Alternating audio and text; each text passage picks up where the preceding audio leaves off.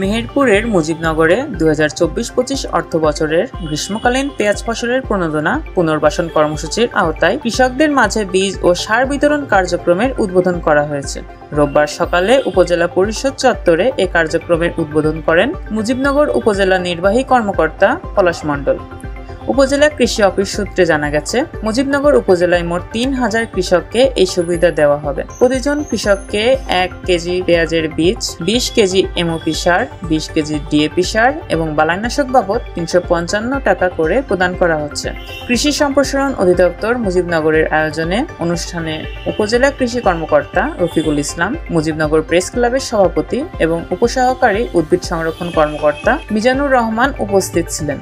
অনুষ্ঠানে বক্তারা বলেন, সরকারের কৃষি প্রণোদনা কর্মসূচি বাস্তবায়নের মাধ্যমে কৃষকেরা লাভবান হবেন এবং স্থানীয়ভাবে পেঁয়াজ উৎপাদন বৃদ্ধি পাবে। এতে একদিকে কৃষকেরা অর্থনৈতিকভাবে স্বাবলম্বী হবেন, অন্যদিকে দেশের আমদানি নির্ভরতা কমবে। আমরা আসলে মুজিবনগরের জন্য যে বরাদ্দকৃত আমাদের যে বীজ ছিল সেটি একেবারে অর্থ বছরের শেষ মুহূর্তে আসার কারণে আমাদের ক্রয় সম্পর্কিত একটি জটিলতা হয়েছিল। যে এর আগে যে ঠিকাদারকে আমরা কাজ দিয়েছিলাম তিনি যথোপযুক্ত মানের বীজ দিতে পারেন নাই। এই কারণে বীজ আসার পরও আমরা সেই বীজগুলো কিন্তু সব আবার চেঞ্জ করি, আবার নতুন করে টেন্ডার আহ্বান করে নতুন বীজ নিয়ে এসেছি। এই বীজ আমাদের টেস্ট রেজাল্ট অনুসারে ভালো। এখন আপনারাই সেটা সার্টিফাই করবেন যে আসলেই ভালো হয়েছে কিনা।